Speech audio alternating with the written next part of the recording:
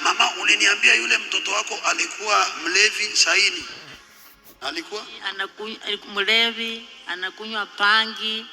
Vile mtoto yangu Kitinda alipona, Mungu akambariki mtoto Pastor Sara. Na huyo nyumbani akasema, mama, tunafikiri unaendanga majini, kumbe Mungu wako huko.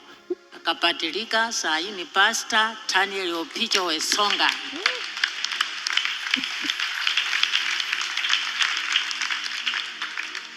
Na yule msichana wako aliyekuja hapa, akija hapa alikuwa amewahi kuzaa?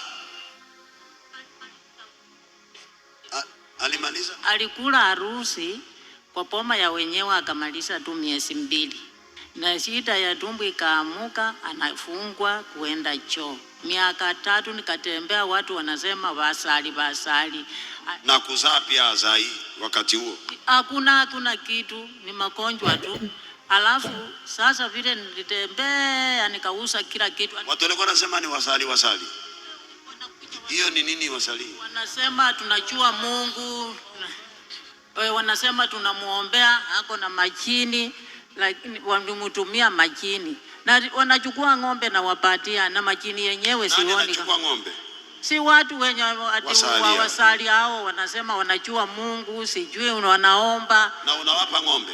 Ninataka mtoto yangu apone papa. Na ng'ombe wanaenda nayo ama wanachinja? Wanaenda pesa, wanaenda kila kitu papa, nikapaki bure. Hata kijana yangu mkwe akashughulika papa, kila hospitali makaratasi imesimama tu hivi, hakuna magonjwa. Bila nikakuja naye hapa. Bila nilikuja na yeye hapa, ulisema tu huyo mchawi akufe, nimetengeleza huko nini choo, oendo kisaidia. Hivyo tu nilifikiria papa, hata nikapuuza ndani ya rosi kuongea, nikasema sasa huyu tena mzali tena. Sasa hii ni maombi kani tena hapa?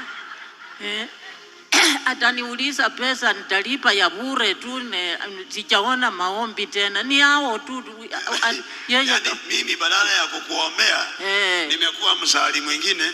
Nakwambia huyo mchawi akufe, nimetengeneza choo aende ajisaidie. Ninasema nimekuja ni safari ndefu hii, msali tena mwingine, kumbe huyu naye anasema hivyo. Kwa maajabu vile ulisema tu hivyo papa. Mungu akubariki, akuenue, akuongezee tena.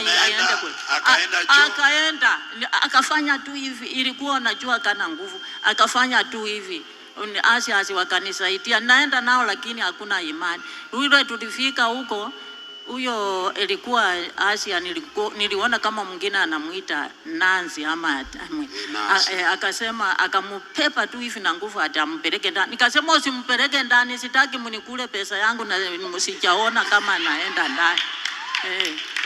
Nikaweka chini leso yangu, nikasema huyu mtoto ni yangu, na hata yeye hii leso ni yangu. Aende choo kwa leso. Mambo yenyu ya kuomba hii mmesa Joyce ya mimi. Na uweka hiyo leso ya alienda nikasema huyu naye mzali anakuwa mwingine. Kusema tu maneno mawili, mchawi akufe, metengeleza huko nyumba ya kujisaidia, endo jisaidia. Hiyo hii mbili. Ni watu wamekula mali yangu yote, mzali kufa, mimi nikauza kila kitu. Kijana yangu Mungu amesikulika. Ningejua hata nikasema papa ungekuwa Musa angekufa. Papa ya watoto angekufa papa, Mungu angekuwa atangulia akulete, tumeumia. Akarudi kwa bwanake. Bila alipona kijana yangu akafurahia. Akasema mama ni wangu, huyu ni yangu. Nilisikia kama pastor anasema ndoa ya kwanza ndio yako, hata kama magonjwa yalikuja. Nikasema mama aende akonjekee kwako, si kupenda kwangu, ilikuwa mimi mama. Akamchukua ako kwake saa hii. Pastor Sara Baraka ako huko,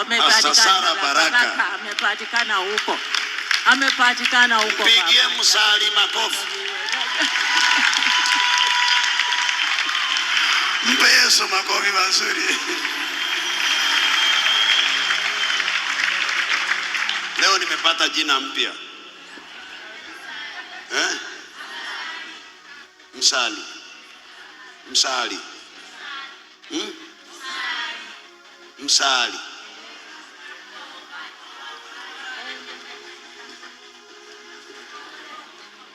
nini?